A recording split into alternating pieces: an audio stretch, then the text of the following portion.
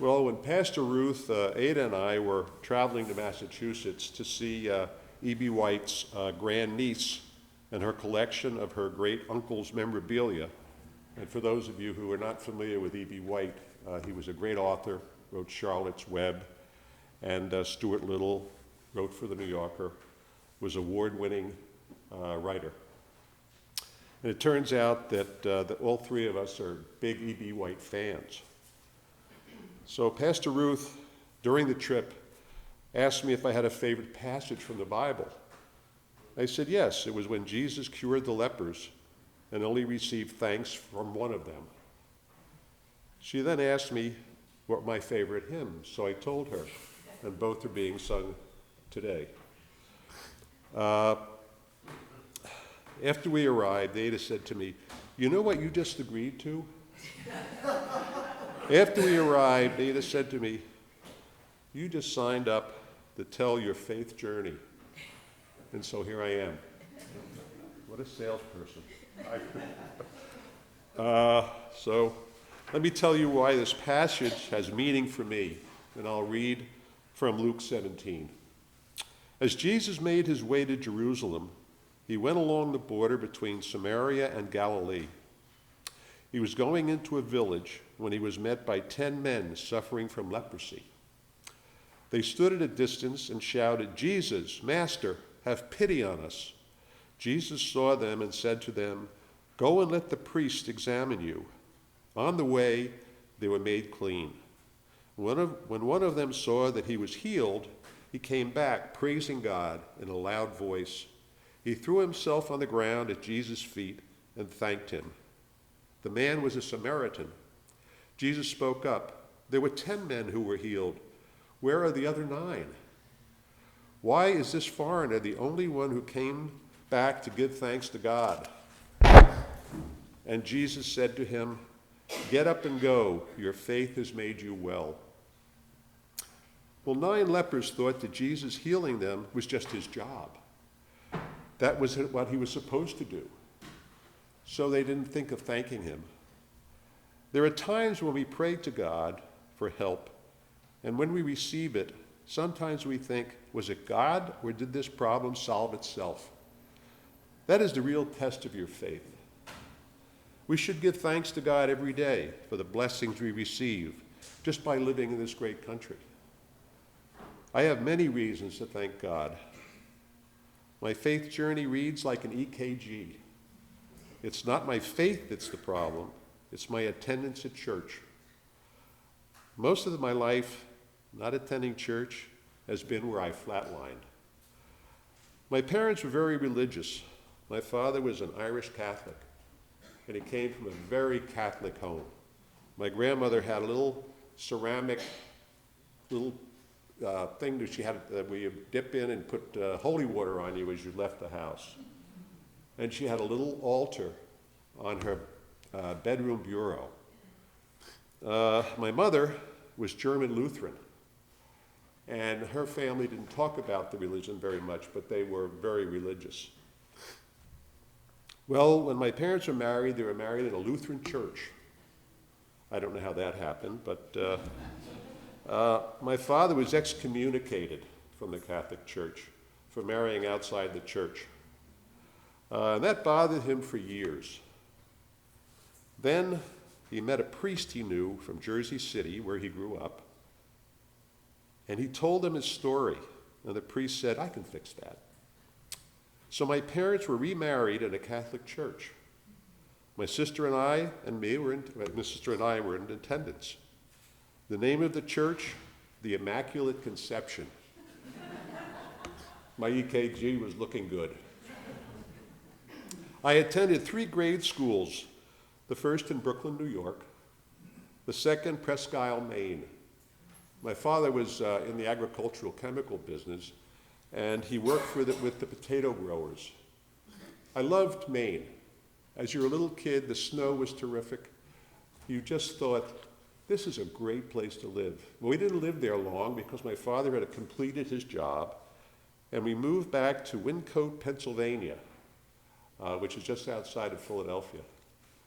For those who know, there was a Hall of Fame baseball player who lived there, Reggie Jackson. Yes, I knew him. He was much younger than me and always wanted to get into whatever sport we were playing. Old Reggie would just run up and say, "Can I get in? Can I get in?" And he was a tough little kid, but you know, he was much smaller than we were at the time, not obviously now. I started Wyncote grade school in the middle of the school year. You want to feel all alone? That'll do it. Thankfully, there was one classmate who came over to me and said, "I live close to your house. Why don't we walk home together?" And this was one of the leaders of the class. And I thought, wow, this is really amazing. His name was Wally Bartow. And we remained close friends for the rest of his short life. We could have been twins, born the same month, 5 days apart, both left-handed, both the same height. We both looked alike. But his faith was really strong.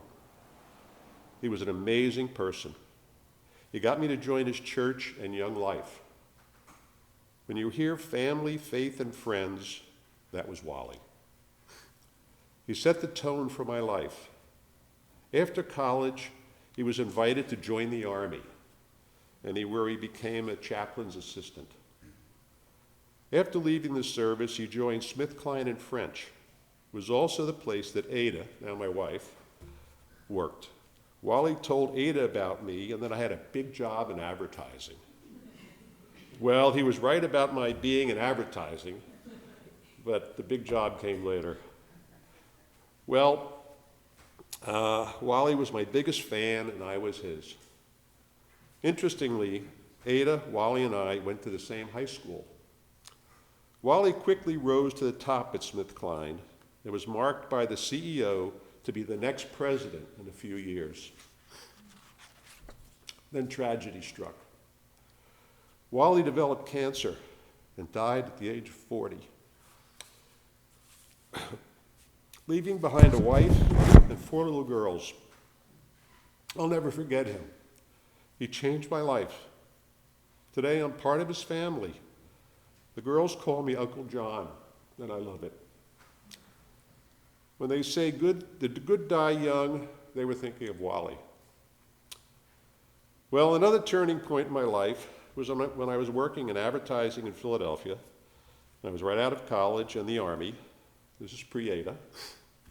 I worked late almost every night. And I'd climb up to my apartment to cook dinner, and cooking was not one of my strong points. So on my way home from work, I would stop at Haunted Heart Arts, which was the Philadelphia restaurant, for dinner, and sit at a counter with guys twice my age. And I knew when the waitresses started to ask me by name what I wanted, I was in a rut here. Remember the Peggy Lee song, "Is That All There Is?" Well, I was living it. Then one night, I was home in the apartment, and the phone rang, and the person asked to speak to Carl Dimmler, who was my roommate. As usually, he wasn't home. I said, "I'll take the message." The caller said, "I'm calling for the Billy Graham Crusade." And Carl signed up to join a supper club and asked him to call this number. When Carl got home, I told him about the phone call. He said he was not interested. So I made the call and joined the supper club. It was made up of young professionals, all with a strong faith. We had interesting dinner talk, and best of all, dinner was $5. So it was a win-win. We would attend church right across the street from the club. The leader of the club was the son of a retired minister who lived in Ocean Grove, New Jersey. Ocean Grove is called God's square mile at the Jersey Shore. It was established by the Methodist Church as a camp meeting. There was a huge auditorium in the center of the camp where you worshiped. We would spend a few summer weekends there. My EKG was looking good. Then Ada and I started dating, and before long we were married. Not long after our marriage, I joined the largest agency in Philadelphia, NW Air. We also found a great apartment where I would walk to work. And we usually we had friends all around. We were nesting in. This was really great living. I introduced Ada to the supper club people, and we remained friends. Then out of the blue, I was told I was being transferred to Air's New York office to work on the AT&T account. I commuted to New York for 6 months, and that was getting old real fast. And going to church took a back seat. That's where I flatlined. We then moved to Riverdale, just outside New York City.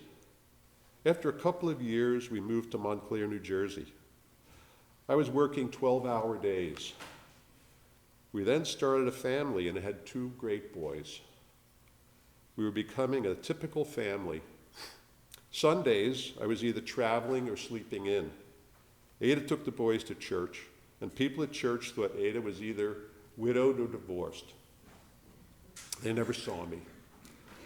I was too wrapped up in my work. I flatlined again. After 27 years in New York, we decided to move back to Philadelphia, and I would start my own agency. Things were going great. Then I hit a big bump in the road. I had a brain aneurysm. I was close to death. I was in the ICU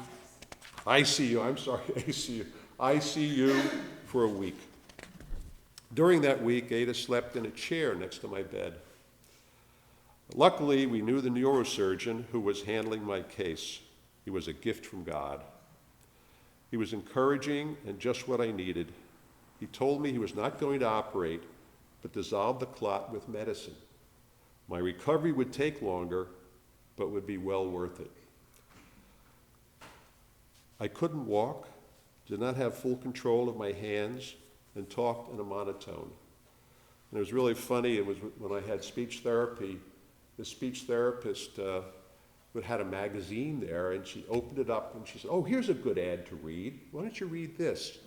It was one of the ads I had done. So it was kind of interesting. I think I did a pretty good job. Maybe not, because she said, "I think we should record your voice so you can listen to it." I did talk in a monotone. Ada came to the hospital every day, and she also had to feed me. I couldn't even open up a yogurt cup. I don't know what they expected me to do. They would put the tray in front of me and I couldn't use my hands enough to eat. What a nightmare. It took 3 months to recover, but I was able to return to work and slowly made a full recovery. I worked for another 2 years, and to use the old expression, life is short, I sold the agency to my partner and retired to a house in Maine. I had worked in advertising for 40 years. Another turning point in my journey, Ada and I hadn't been attending church. When my friend Paul Beiswanger, who has attended here, asked us to, he was another high school friend, asked it to his house on Little Cranberry Island, which is just off the coast of Mount Desert. Paul is a strong Christian, and on Sundays, you go to church. Well, what an experience. The church was small, and so was the congregation. It was like an old shoe. You felt comfortable as soon as you entered. The service started, and the choir of 6 started to sing. The choir director said in a loud voice, "Stop, you're singing in the wrong key." And said to the piano player, "Let's start the key, let's start the right key." The choir continued and everything was fine. Then the minister started his sermon. In the middle of his sermon, a cat walked up the center aisle and onto the stage. No one gave the cat a second thought. The sermon was terrific, and after leaving the church, I said to Ada, "That was the most friendly, unpretentious church I have ever been in, and I loved it." That's all I had to say. Ada said, "I think I know of a church that you will really like. We see it every time we go to the Wayfair restaurant." It's the church on the Cape. After attending the first service, I said to Ada, "You were right. This is what I've been looking for." What a special place. I've been blessed in my life with a caring wife, 2 great sons, and 4 grandsons. Survived a near-death experience, had a great career, and met some great people along the way. I've become a stronger Christian. Have you ever heard of someone say, "I lost my job and I turned to alcohol and drugs and I really hit rock bottom and then I became an atheist and it turned my life around"? I don't think so. Put your faith in God. My EKG is looking good. Thank you.